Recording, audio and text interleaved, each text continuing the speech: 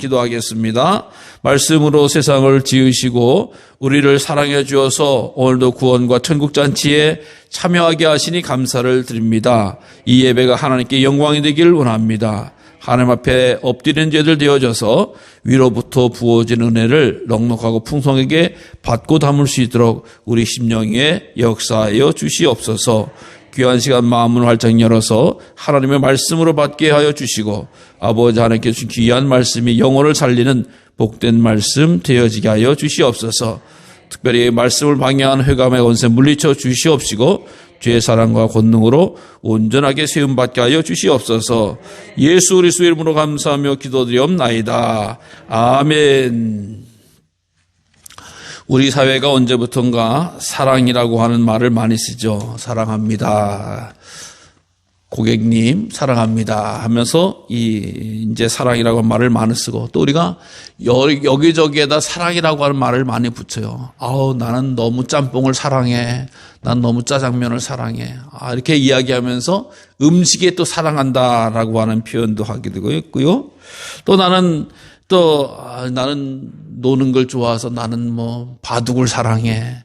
또 나는 등산을 사랑해. 라고 하는 표현을 이렇게 이야기를 합니다. 어떤 사람은 또 나는 자동차를 사랑해. 난 집을 너무 사랑해. 화초를 사랑해. 또 짐승, 강아지를, 고양이를 사랑해. 사랑하는 게 너무너무 많아요. 그래서 이 사랑하는 것이라고 하는 것이 참 다양하게도 쓰이는 시대에 살고 있다라고 하는 거예요. 옛날에는 부끄러워서 사랑이라고 하는 말도 못했잖아요. 우리나라가 우리 사극을 보면 사랑이라고 한 말이 없었잖아요. 연모한다, 마음에 두었다, 이렇게 표현했지, 직접적이고 구체적이고 사랑이라고 하는 말은 별로 쓰지를 못했어요. 사실 사랑이라고 하는 말을 한국 사회가 본격적으로 쓴 것은 교회였던 것 같습니다. 왜요? 하나님은 사랑이시다. 그래서 목사님들을 통해서 하나님 우리를 사랑하십니다. 아멘 하고 할렐루야 아멘. 그래서 하나님 사랑하십니다. 우리도 하나님 사랑합시다 라고 하는 것을 막 했더니 이제는 온 한국 사회가 사랑합니다. 고객님까지 나왔다는 거죠. 그래서 참 사랑이라고 하는 걸 많이 하네. 근데 우리가 알다시피 말로만 사랑이라고 하는 것을 많이 쓰다 보니까 사랑이 뭘까라고 하는 것을 물어보면은 좀 공허할 때가 있어요. 뭐가 사랑인지 잘 모르는 거야. 그냥 좋아하는 거를 사랑한다. 아까도 얘기했지만 나는 짬뽕을 좋아해. 나는 짐승을 좋아해. 나는 내 게임을 좋아해. 내가 하는 걸 좋아해라고 하는 건데, 이게 사랑해라고까지도 변화시키지만 사실 사랑이라고 하는 것은 인간 관계에서 또 하나님과의 영적인 관계에서 주로 쓰는 말이죠. 근데 우리가 이렇게 연구를 해본 그런 책을 보면 이 사랑이라고 하는 것이 과연 무엇인가? 그러니까 이게 사랑이다라고 하는 것은 사람마다 느끼는 게 좀 다 다르다. 사람 사이에서. 우리는 사랑이라고 하는 것이 사람마다 독특하게 그걸 받아들이고 혹은 사랑이라고 하는 것을 드러내는 방식이 사람마다 다 다르다는 거예요. 그래서 내가 사랑하는데 저 사람은 왜 나를 사랑하지 않지라고 느끼면 그 사람이 사랑하는 방법과 표현을 내가 모른다라고 하는 거예요. 받아들이지 못한다. 그 차이가 있다는 거예요. 사람은 누구나 다 사랑받는 존재고 사랑하는 존재이기 때문에 그걸 잘 이해하는 게 중요하다라고 하는 거예요. 그러니까 어떻게 사람들은 나는 이것을 사랑이라고 표현한다라고 하는 것을 우리가 잘 알아야 됩니다. 첫 번째, 인정하는 말을 하는 거죠. 대부분 우리가 당신 나 사랑해? 물어보면 나 사랑해 라고 하면 좋아하는 분들이, 여성분들이 많죠. 근데 남자들한테는 사랑해라고 하는 표현보다도 당신 멋져, 당신 듬직해, 당신 훌륭한데, 대단한데 당신, 이렇게 얘기하는 거죠. 그러니까 인정하는 말, 칭찬하는 말.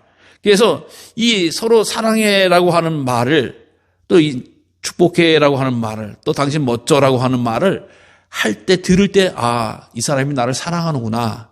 또 내가 너를 사랑한다라고 하는 표시를 말로서 이야기하는 거예요. 근데 우리가 너무나 잘 알다시피 남자들은 사랑해라고 하는 표현을 하면 약간 좀 낯간지러워 하잖아요. 그럴 땐 사랑하는 표현을 어떻게 해요? 멋져, 훌륭해, 듬직해, 든든해. 이렇게 남자도 이렇게 이야기를 해줘야 되고, 여자한테 당신 멋져, 든든해, 듬직해 이렇게 얘기하면 안 되는 거죠. 당신 사랑해라고 하는 표현을 하라라고 하는 걸 우리가 너무나 잘 알아요. 그래서 이 말로서 서로 인정하는 말. 그래서 행복하고 사랑하는 표시고. 두 번째, 함께 하는 시간을 보내는 것. 이것을 사랑의 표시로 나타나는 사람이 있다라고 하는 것이죠. 즉 상대방에게 집중하면서 상대방과 함께하는 것을 사랑으로 나타내는 사람도 있어요. 그래서 함께 산책을 한다거나 대화를 한다거나 또 외식을 하면서 사랑한 것을 나타내는 거예요. 그러니까 어떤 사람은 말을 하지 밥은 맨날 먹기 싫은 밥만 사준다고 하는 사람이 있는 건데, 어떤 분이 밥을 사주면서 커피를 마시면서 이야기를 하는 것을 사랑의 표현으로 나타내는 거예요, 그분은. 근데 나는 말을 듣고 싶은데 라고 하지만 그분을 이해하지 못하면 날 사랑하지 않는가 이렇게 이야기를 하는 경우가 있는 거예요.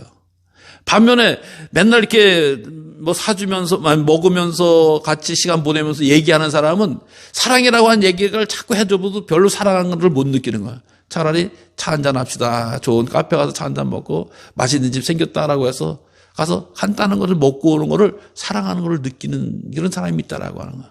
그 두 가지뿐만 아닙니다.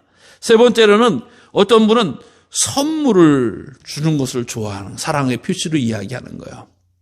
그래서 어디 가다가 당신 생각나서 꽃을 샀어. 어디 가다가 당신 생각나서 뭐 작은 걸 샀어. 소품을 샀어. 라고 하면서 주는 게 사랑의 방법인 거예요. 사랑의 표시인 거예요.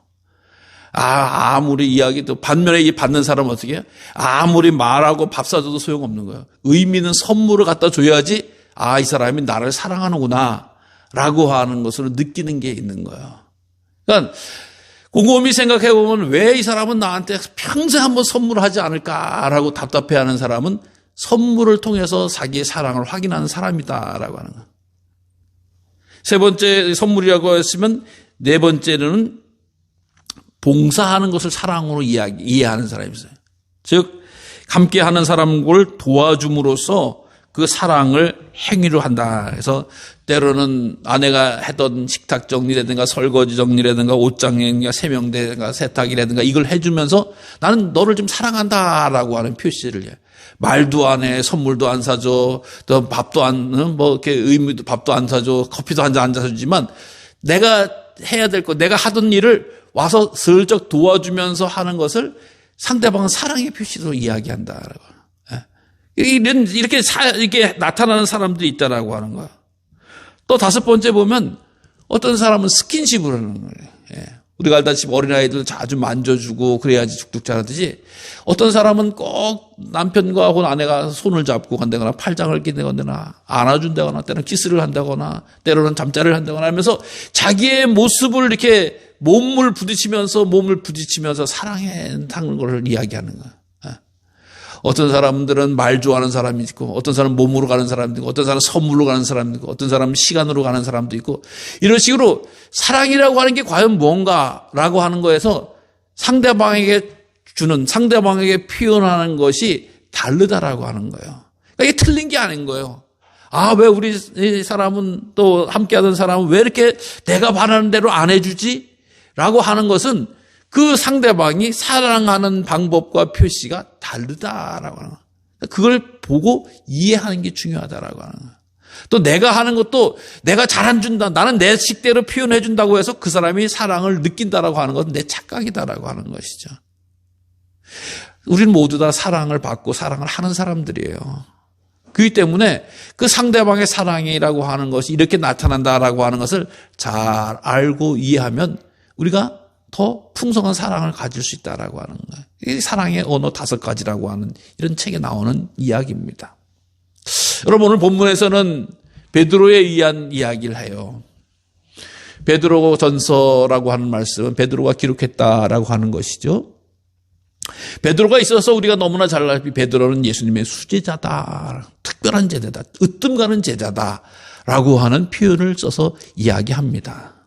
모르겠어요. 그러나 역사적으로 보면은 베드로가 초대 교회에서도 그렇게 큰 역할을 하지 않고 오히려 첫 번째 순교한 것도 아니고 교회 지도자가 된 것도 아니었던 걸 보면은 그렇게 베드로의 역할이 컸나라고 하지만 우리가 베드로를 이해하기 위해서는 가이사랴 빌립보 사건을 다시 한번 떠올려야 됩니다. 이게 뭐냐? 주님께서 이야기하는 거예요. 가이사랴 빌립보라고 하는 지역에서 사람들은 나를 뭐라고 이야기하느냐? 어떤 사람은 선지자다, 어떤 사람은 엘리야다, 어떤 예레미야다, 뭐 훌륭한 선생이다라고 이야기하는데 너희는 나를 누구라고 생각하느냐라고 이야기할 때 베드로가 주는 그리스도시요 살아계신 하나님의 아들이십니다 라고 하는 대답을 합니다. 너무나 정말 완벽한 대답이에요. 근데 이 완벽한 대답을 우리가 정확하게 더 풍성하게 이해를 하면 더 우리가 도움이 됩니다. 왜 그러냐? 그 고백을 한 곳이 가이사라 빌립보라고 하는 지역이다.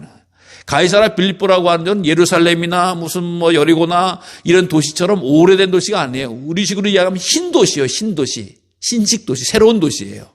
그래서 가이사라라고 하는 로마 황제의 이름을 따서 그 도시 이름을 붙이고 빌립보라고 하는 헤롯 필립이라고 하는 왕이 자기 이름을 붙여 가이사라 빌립보라고 하는 도시가 생긴 거예요. 신도시가 생긴 거예요. 그 2000년 전에.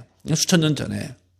근데 가이사라 빌립보라고 하는 도시는 이 이스라엘 위치상으로는 저 북쪽이에요. 북쪽에 이 단이라고 하는 데 옆에 있는 그런 지역인데 거기는 헬몬산이 있어요. 호르몬산이 있어요. 거기는 이 1년 내내 이 생수가 그 폭포가 이럴 정도로 물이 콸콸콸콸 쏟아져 나와서 그 물이 요단강과 사해까지 가는 거예요. 그러니까 이 물이 풍성하고 기후가 좋고 단 기운이니까 거기는 풍성한 과일이 있어요. 여행을 그때 성지순례 가보면 그 근처 가서는 과일, 사과도 이렇게 쌓아놓고 막 먹고 그랬던 기억이 나요. 어쨌든 그렇게 좋은 도시, 물도 풍성하고 공기도 신선하고 그런 도시, 신도시를 가이사라라고 하는 황제를 위해서 이 도시를 만들어서 바친 거예요. 그러니까 좋은 데에 바친 거죠. 여러분 우리나라에서 좋은 땅은 다 외국인들이 거주하고 주둔하고 있었잖아요. 누가 와든지 용산이든지 뭐 서울에서 하여튼 간에 지금 되면 평택이라고 하는 것이 들어왔고 우리나라 땅에 대부분 좋은 땅은 외국인들이 와가지고 거주하기 시작을 합니다. 왜? 물류가 일단은 자기네 나라로 가기 위해서 교통과 기차와 목이 좋아야지 거기서 생활을 하는 거죠. 이 외국인들이 뭐 강원도 골짜기라든가 무슨 저기 외딴 데서 이렇게 해놓고 자기네 나라로 왔다 갔다 하는 건 잘 도시를 형성 안 하기 때문에 대개 그 외국인들이 그 동네에 가가지고 교통 좋고 외국 나가기 좋은데 비행기 타기 좋은데 배 타기 좋은데 도시를 또 장사하기 좋은데 이런 데 자리를 잡는 게 외국인들의 특징입니다. 그러니까 로마 황제를 위해서 도시를 저니까 공기 좋고 풍성한 곳이에요. 그러니까 거기 외국인들이 많고 로마의 군에. 근데 거기서 예수님이 너희는 나를 누구라고 하느냐라고 이야기할 때 주는 그리스도시여 살아계신 하나님의 아들입니다라고 이야기합니다. 이게 무엇이냐? 우리는 너무나 지금 정답이에요. 우리가 너무나 익숙하게 들어서 너무나 잘 아는 정답, 예수님에 대한. 근데 주는 그리스도시오라고 하는 말은 뭐예요? 주는 메시아시오, 주는 구원자시오라고 하는 거예요. 주는 이 세상을 구원하시는 분이십니다. 깍째째하게 이스라엘 정도가 아니라 로마 정도가 아니라 온 세상을 구원하시는 만왕의 왕이십니다. 그리고 주는 하나님의 아들이십니다. 주는 하나님이십니다라고 하는 거예요. 주는 정말 하나님이 인간이 돼서 이 땅에 오신 분이십니다라고 하는 고백입니다. 여러분 이걸로 보면 베드로의 믿음은 대단한 거예요. 왜 그러냐? 그 도시가 어디라고요? 가이사라 빌립보라고 하는 거예요. 로마의 생생한 군대와 로마의 권력이 지배하는 곳이라고 하는 거예요. 이곳에서 로마 황제를 숭배하고 찬양하는 건데 여기 로마 황제는 보이지도 않고 예수님이 왕이십니다. 예수님이 세상을 다스리시는 분이십니다라고 하는 것을 예수님이 최고입니다라고 하는 것을 고백하고 인정하는 것은 거의 죽음과 같은 거예요. 또 하나님의 아들이십니다라고 이게 하나님이십니다라고 예수님을 인정하는 것은 다른 기성교회의 이제 지도자들 우리가 알다시피 대제사장 서기관 바리새인 뭐 사두개인 장로 이런 사람들이 싫어하는 거예요. 어디 하나님을 어디 예수를 하나님이라고 하느냐라고 하는 거예요. 그러니까 베드로의 고백이 이 고백이 엄청난 고백이라고 하는 것을 먼저 마음에 예, 너 교회 다녀? 예, 다닙니다. 내가 교회 다니면 떳떳하게 우리가 시키는데 옛날은 교회 다니는 걸 얘기를 못 했잖아요. 집에서도 그렇고. 이렇듯이 분위기가 살벌한 동네에서 예수님이 만왕의 왕이시고 예수님이 세상을 구원할 자이시고 예수님이 우리 하나님이십니다라고 고백하고 인정하는 이 사랑, 이 믿음이 주께서 보시고 칭찬받고 아마도 예수님의 수제자라고 하는 최고의 영예스러운 그 이름을 별칭을 받은 그런 분이 베드로라고 하는 거예요. 이 믿음의 고백이 예수님에 대해서 확실한 과정을 가신 분이 오늘 베드로전서를 통해서 우리에게 보시는데 하나님이 어떠한 분이시냐라고 하는 거야. 외모로 보시지 않고 각 사람의 행위대로 심판하신다. 우리가 너무나 잘 알다시피 외모로 보시지 않는 하나님에 대해서 성경은 구약에서도 그렇고 계속 가르쳐 주십니다. 외모라고 하는 것이 뭐예요? 우리가 알다시피 쉽게 이야기하면 키, 코, 얼굴, 신체라고도 이야기할 수가 있어요. 더 나아가서는 어떻게 해야 돼요? 그 집안, 네? 그 배경, 민족, 유대인이냐, 아니야. 더 나아가서 어느 학력을 가지고 있느냐, 또 어느 만큼 재산을 가지고 있느냐. 이거 외모라고 하는 거거든요, 외모. 우리가 볼 수 있는 게 뻔하잖아요. 그 집안 배경, 학력, 출신, 그런 거 우리가 되게 따지면서 보잖아요. 쌍놈이니, 양반이니, 이런 것처럼 어느 지역 사람이니, 얼만큼 공부했느니, 박사가 있니, 없니, 이런 건데. 하나님은 그것을 보시지 않는다라고 하는 거예요. 우리는 그것을 얻기 위해서, 갖기 위해서 얼마나 노력하고 인생을 다 걸다시피 하는데, 하나님은 그것을 보시지 않는 분이시다라고 하는 거예요.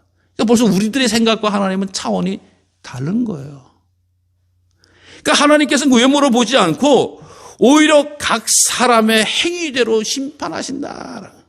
즉 우리들이 가지고 있는 현실 속에서 어떠한 행동을 하시느냐, 어떠한 선택을 하느냐, 어떠한 판단을 하느냐, 어떠한 말을 하느냐라고 하는 것을 하나님이 보시고 심판하신다라고 하는 거예요. 여러분, 죄송한 이야기지만 세상의 법정에 대해서 심판할 때에 대해서 모든 사람이 만족해야 하지 않잖아요. 잘못된 판결이니 잘못된 별의별 소리들 다 자기네들 원하는 대로 했으면 잘된 거고 상대방이 원하는 것은 잘못된 거고 나는 억울하다느니 별의별 세상 법정이 잘못됐다니 다 이런 이야기들을 하잖아요. 근데 우리 하나님은 심판하실 때는 정확하게 공평하게 정말 공정과 정의를 가장 완벽하게 행하셔서 하나님은 심판하신다라고 하는 거예요. 그전까지는 예수님을 통해서 구원해 주신다, 또 우리에게 은혜를 베풀어 주신다라고 이야기하는데 이제는 하나님께서 심판하신다라고 하는 나머지 사실에 대해서 베드로는 알려주고 있는 거예요. 즉 오늘 우리들이 살아가고 있는 이 세상 가운데 하나님은 행위대로 심판하실 것이다 라고 하는데 너희들이 그분이 누구냐? 아버지라고 부르는 하나님이시다. 그 심판하는 하나님이 두려워하시는 분이 아니라 가장 가까운 분이시다라고 이야기하면서 뭐라고 이야기해요? 너희가 나그네로 있을 때에 두려움으로 지내라. 즉 우리 인생을 살아간 동안을 오늘 베드로는 나그네와 같이 이야기해요. 나그네라고 하는 것은 정처 없이 떠도는 사람도 있지만 갔다가 일정한 기간 돌아오면 다시 집으로 오는 사람은 나그네 생활이다라고 이야기하죠.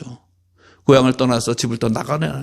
즉 우리 인생을 이렇게 살아가는 동안 여기가 우리의 영원한 터전이고 영원한 반석이 아니라 나그네와 같이 인생을 40년, 50년, 60년, 70년, 80년 그 당시야 한 20, 30년 살면 나그네 생활.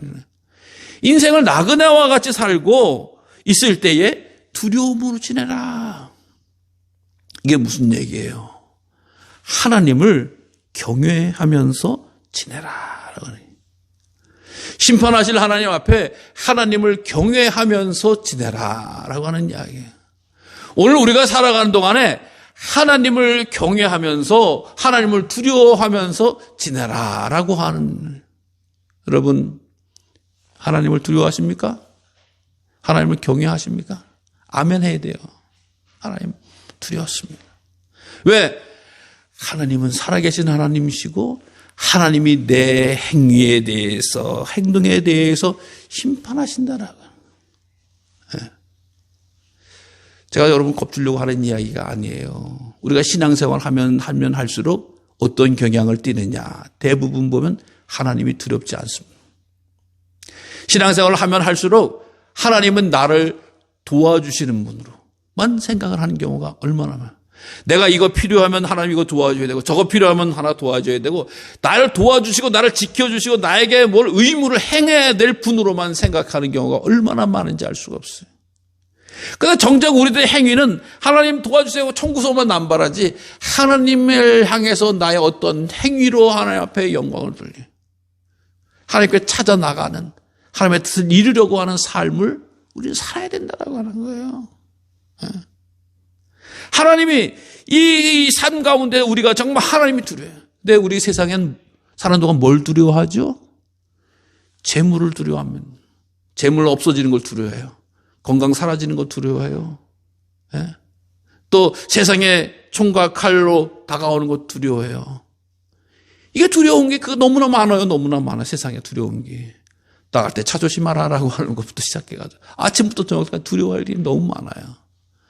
근데 정작 두려워해야 될 세상을 다스리시고 지시고 우리 영혼을 인도하시는 하나님을 두려워하는 일이 점점 옅어져 가는 것 같아요. 하나님께서 거두어 가시면 모든 것 다 일주간에 거두어가고 하나님께서 주시면 한없이 주신다고 이야기하면서 하나님께서 머리끝부터 발끝까지 날 지키시고 머리 또 해야 새 신바 되면라고 이야기하면서 하나님을 별로 안 두려워해요. 두려워하지 않아요. 아니 세상에 머리털까지 세신다라고 하는 건 믿음의 고백처럼 얼마나 나를 자세히 알고 나를 자세히 알고 속속들이 알 때에 내 스스로 얼마나 부끄러운 죄인입니까? 얼마나 연약한 죄인입니까? 내가 드러나봐야 할 것이 너무 많아서 감추고자 하는 것이 얼마나 많은 죄인입니까? 그것을 알고 보시는 하나님이 두렵지 않은 게 우리들의 모습일 수도 있습니다. 그런데 베드로는 하나님을 두려워해야 됩니다. 외모를 신경 쓰지 않습니다. 내가 가진 것 잃을까봐, 내가 누린 것 사라질까봐, 그것 가지고 두려워 떨는데, 그거 하나님 보시는 거 아닙니다. 하나님이 다 주신 겁니다. 하나님 자체가 두려워야 될 것입니다. 어떻게 왜 두려워야 되느냐? 하나님께서 우리 인간을 구원하시기 위해서 알다시피, 이 잘못된 죄 가운데서, 죽을 수밖에 없는 죄 가운데서 예수님이 이 땅에 보내주셨다라고 하는 거예요. 그래서 헛된 행실을 했다라고 하는 오늘 본문에 보면 헛된 행실을 했다. 뭐 방탕했다라고 하는 것도 이야기할 수 있습니다만 하나님을 알지 못했다. 우상을 섬겼다. 하나님과 떨어져 있었다라고 하는 것이 헛된 행실이라고 하는 거예요. 그 죄는 심판인데 그것을 내버려 두지 아니하시고 대속해 주셨다라고 하는 거예요. 대신 그 죄를 갚아주셨다라고 하는 거예요. 그래서 예수님께서 어린 양과 같은 그리스도의 피로 가능한 일이다라고 이야기해요. 여러분, 이스라엘 백성들이 출애굽을 할 때 하나님께서 그 모든 그 이스라엘 민족의 그 유대 애굽 땅에 이스라엘 땅, 이집트 땅에 장자는 다 죽였잖아요. 처음 태어난 건 다 죽였단 말이죠. 그런데 어린 양을 잡아서 피를 문설주와 임방에 바르면 죽음의 사자가 그 집을 지나갔습니다.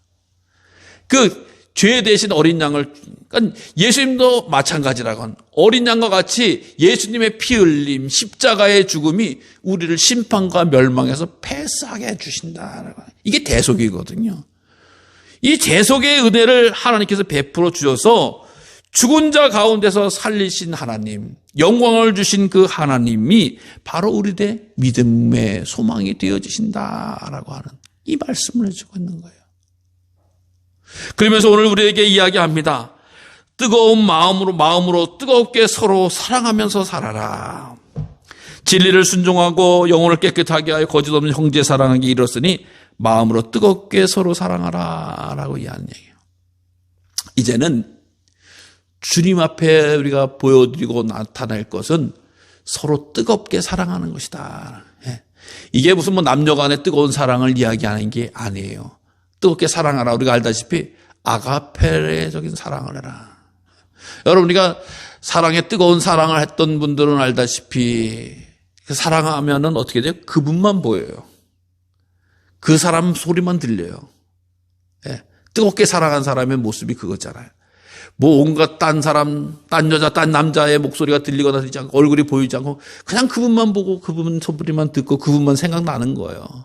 계속 전화하고 뭐 밤새도록 이야기하고 연애하고 이렇게 보내는 거 아니겠어요? 이 뜨거운 사랑을 우리가 인간적으로 대입을 해도 그런 거 아니겠어요?